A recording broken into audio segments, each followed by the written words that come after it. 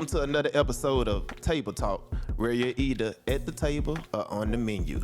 Now, I know you guys probably wondering where Terrence is today, so I'll be your special host, Mr. Dezmion Barrow, entrepreneur and community activist in Baton Rouge. And today we have a guest, Mr.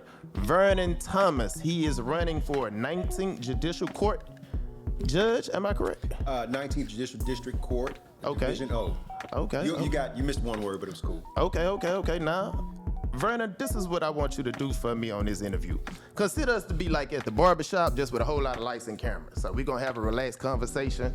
Some of these terms we're going to work through, like as you just had to correct me today. But also one thing that I know is a lot of our audience that are watching, a lot of this is an educational experience for them. Absolutely. And so a lot of these terms, let's say, for example, with the 19 JDC, is that safe to kind of give it an acronym like that? JDC is fine. The 19 JDC, that's covering East Baton Rouge Parish? East Baton Rouge Parish, it goes from Zachary, Baker, all the way through what you consider Baton Rouge. Okay. So I just wanted to give some context, not to get too much ahead of ourselves, because even when we're speaking about East Baton Rouge Parish and we're talking about demographics,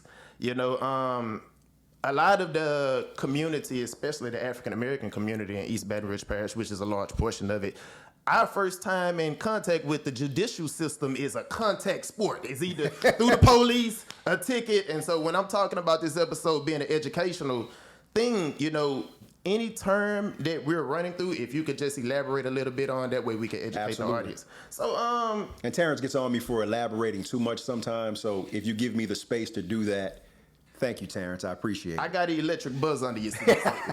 If you feel a little buzz, just you know what's going on. The seat was getting kind of hot. I got you. So we just to give you and the audience just a flow through of how we're going. We're going to go the sandwich method. We're going to start off soft, ease on in, then we're going to get to the meat of things. Okay. And then we're going to softly exit. And so if we had to start off with our intro, Vernon, tell us a little bit, who is Vernon Thomas outside of the flyers? Because we know when it comes to a lot of this political language, I love political flyers, by the way. Everybody shows us the best sides of themselves and none of the human side. So who is Vernon Thomas? First off, Vernon Thomas is somebody that's completely underdressed right now, because I see you have an oxblood maroon suit on with some really fly cowboy gaiters, and I'm in my campaign paraphernalia. But aside from the fashion faux pas that I had, because I'm in campaign mode, Vernon Thomas, and the way I introduce myself is I'm Vernon Thomas, Vernon Wesley Thomas, son of Vernon Palmer Thomas and Sarah Moody Thomas, grandson of Coach Horace Wesley Moody Sr. and Carolyn Moody. And I do that because I have a deep and rich history here in Baton Rouge. And I need people to understand that this is my city by blood and by choice. And if I could describe myself in a few words, I would say father, soldier, lawyer, man. Okay. In that order. Okay. Well, honestly, Vernon, if I'm being honest, your roots run deep. I can tell from what you just gave your lineage and things of that nature. Also, when I took the look at the individuals that were running in the race, I also noticed that you were the youngest in the race. Yeah. Am I right? Okay. I don't know everybody's. I do know everybody's age. Okay. So does that mean so when I say something like you're the youngest in the race, I kind of went through and I'm kind of looking over a few facts as well. It's looking like you're the youngest in the race. I know women, they don't like for age to be said, but are you comfortable with me saying your age? I'm fine. 44 years old? 44, I've earned it. 44 I've earned it. So do you see that as you being an underdog, or do you see that as you being the future? Because 44 is relatively young. No, I think 44 is an age where you're old enough to where people can look at you and say, okay, he probably knows what he's talking about. He has enough lived experience. But you're young enough to where you can relate to people 10 or 15 years back because, for example, from me to you and I probably listened to similar music. Hip hop was the music of our generation. As a matter of fact, when we were coming up, rap and hip hop weren't necessarily considered a genre of music. And now it is 50 years in. And so you and I probably like some of the same artists.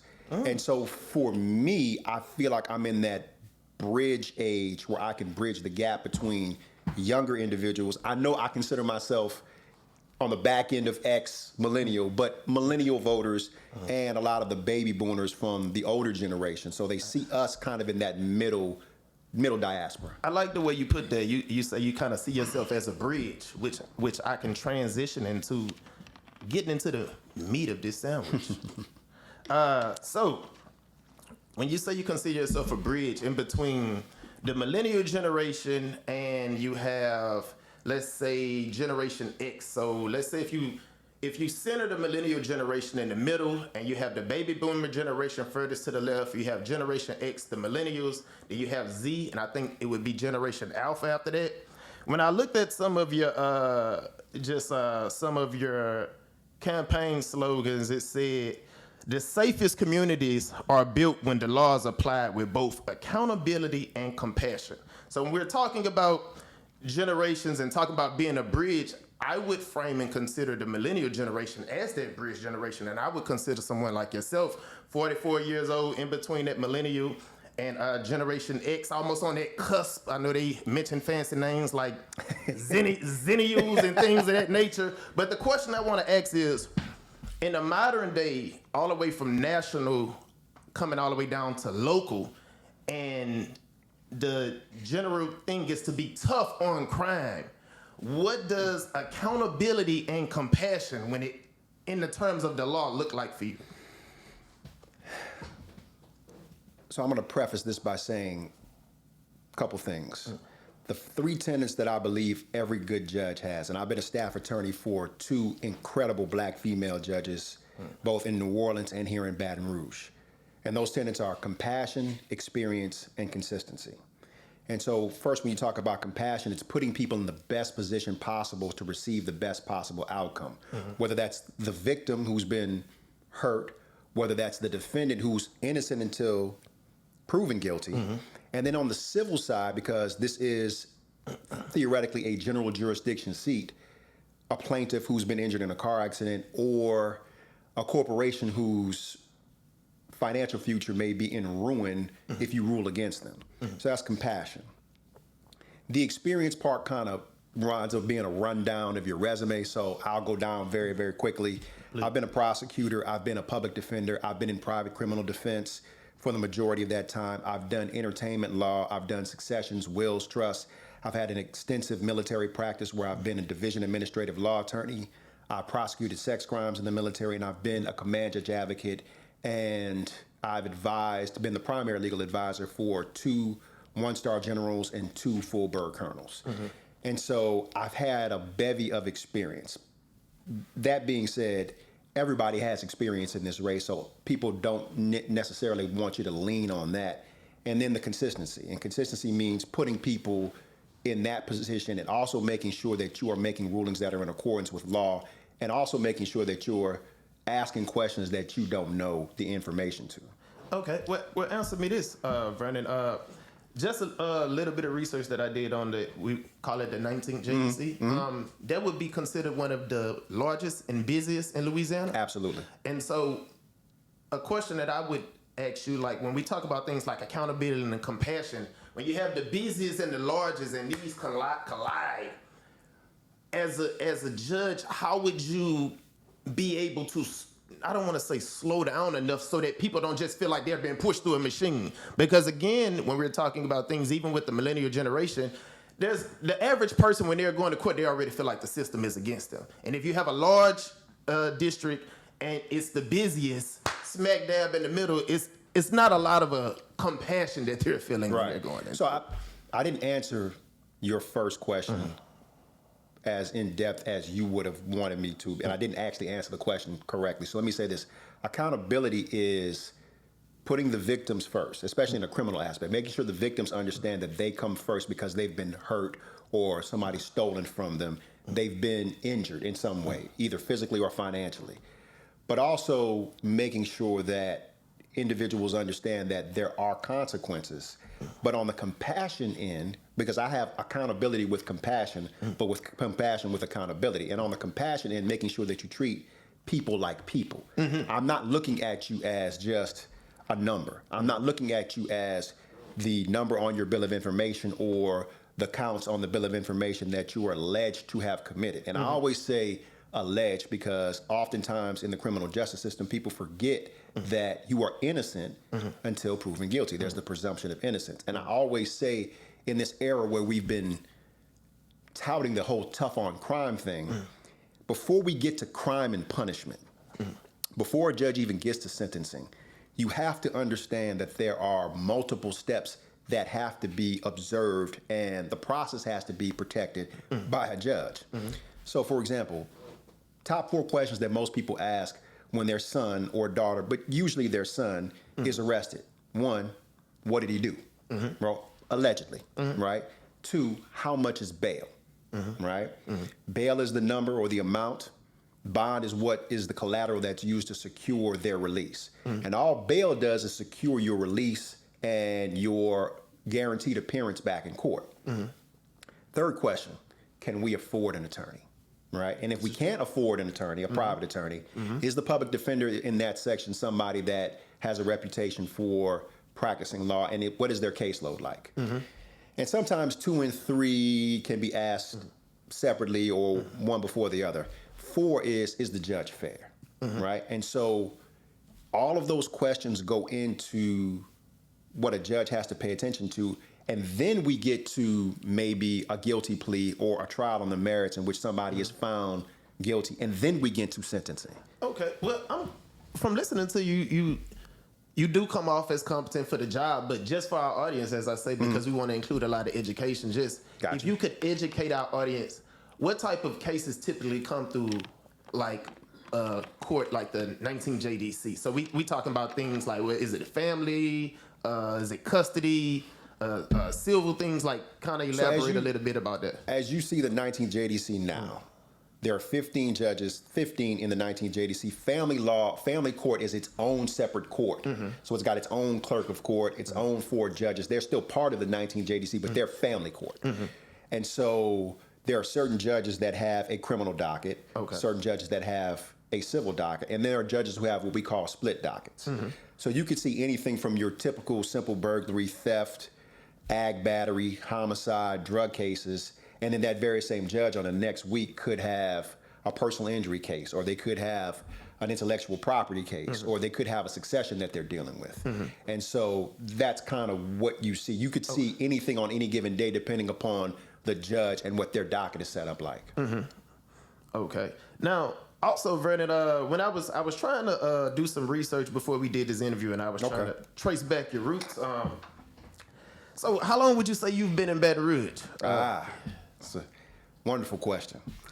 I came to Baton Rouge originally full-time in 2003. And most people who know me were figuring out that Vernon Wesley Thomas is the same Wesley that used to work in Cortana Mall. I used to be an assistant manager and I'm giving a shameless plug to them, so sorry. Sorry, Terrence. Yeah, look, we're going to have to talk with but the Underground Station, producers. Underground Station, Underground Station 181, and then I managed the Jarman's shoe store that was in the mall, Louisiana. And so I finished college, moved out here 03, worked those retail jobs. I was in the process of moving back to New Orleans when Hurricane Katrina hit. My immediate family came here to Baton Rouge, and then I wound up going to Houston for a minute, and then got into law school, came back, and I've been here pretty much ever since. Okay.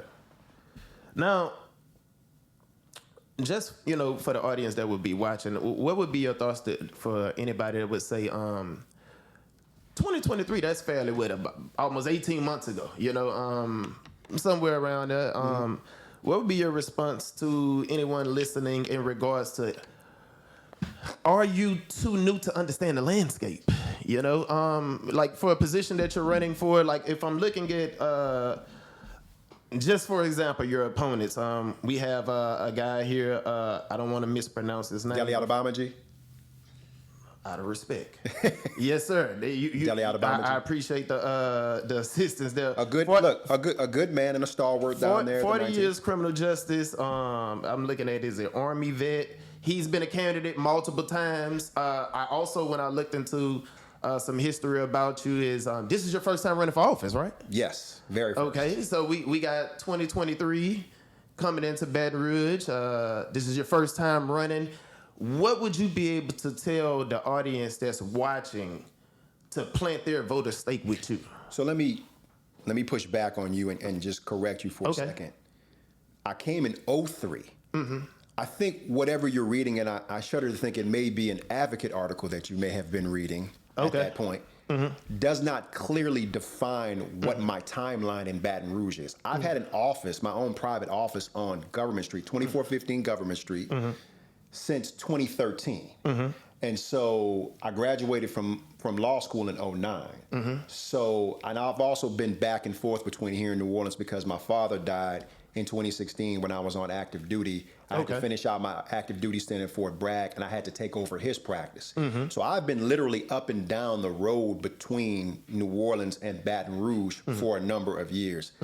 But I never left my office here in Baton Rouge. So I didn't just show up in Baton Rouge. I'm glad you cleared that up because honestly, when I was reading, just doing some backstory, you know, it really looks like you showed up in 2023. So I'm glad that you was able to clear that up because as I was saying, this is an educational show. And so for anybody that's watching, if they had any thoughts, if they read that article in the Advocate that you're speaking of, you know, I was glad that you was able to clear that up. And shout out to Matt Bruce from the Advocate because we had an offline conversation and he understood. Okay. Well, Vernon, I know you say I would like to ask you. The 19th JDC, it covers East Baton Rouge Parish. What would you say you like about East Baton Rouge Parish? Give me the culture that you like. Oh, man. Let's humanize the man that's running again. Like, give me the culture that you like. I love the river. Actually, it's crazy because my 5-mile running route takes me up 78th. I turn on Scenic. I run all the way down to this is Mohican, touch the sign, turn back around. I've spent so much time in North Baton Rouge from coming up here every third Sunday from the time that I was about 5 till about 17 for Sunday dinners at my grandmother's house, which is in Southern Heights. And the river, the plant, Southern football games. I mean, that's the intramural complex on Southern's campus is named after my grandfather. My grandmother actually was the assistant principal at Southern Lab. My mother and all my aunts and uncles went to Southern Lab. So I know Baton Rouge like the back of my hand. Now, I'm about to challenge you on that. What's your favorite blue store? The one and right don't outside. say it's just one. I'm going to help you out a little bit. No, the one right outside the gate by the Agricultural Center by Southern's campus. That's my favorite blue store. You trying to be funny. No, I'm just, look, when you say you didn't just pop back up, I want to make sure. Trying to be funny. I want to make sure. Shout out to the blue store. When I was eating chicken, they had a great 12-piece wings and fries that I used to get with the big shot. So. Well, Vernon, honestly, like as I mentioned in the beginning of this interview, I wanted to kind of get into some bread, get into some meat, you know, have a few little tough conversations going a little back and forth, but also, you know, we want to close out on a few things as well. So, in closing, you mentioned when you used to eat meat. So before we get up out of here, I know we had some conversations off camera and stuff like that. Like, what's going on with this diet? Is this something that all people that's running is doing, or is this just you say you was vegetarian off camera? Like, so I had some gastric intestinal issues back in about 2019. I have been an avid gym junkie since the time I was about 13. I was having some swelling and inflammation, and I just said, you know, I need a change. And what I did was I just cut out meat altogether. No red meat, no chicken, no seafood, nothing. And it was a little bit difficult for about 30 days. And then I got past it. I had done vegan for a couple of 90-day stints, one of which afterwards I had a 22-ounce steak and promptly threw it up. But, you know, that's neither here nor there. A lot of fresh fruit, a lot of vegetables. So this is a lifestyle for me. I don't know what everyone else does, but this is a lifestyle for me. Combatives, Pilates, yoga, free weights, kettlebells. I was a hooper at one point. I don't, you know, my son says he can beat me. He hasn't done it yet. Okay. So I'm into the wellness lifestyle. Okay. Well, honestly, Vernon, look, I didn't want to hold you up too much today. I wanted to thank you for your time and sharing. To the people that's watching, I want to thank Mr. Vernon for his time again. Again, this is Table Talk. I'm your special guest host, Mr. Dezmion Barrow. And also, I wanted to say to you guys, elections matters, judges matter. Whatever you do, make sure to get out and vote. And I'm looking at, it says that early voting is October 11th. No, it's September 27th through October 4th is early voting. The actual election day is October 11th, and if there's a runoff, it will be in November 15th. Okay, so run that back for us again. So Early September 27th. September 27th through October 4th. Through October 4th. And then October 11th is election day. This man is a competent man. Make sure you guys get out and vote. See you again on the Table Talk.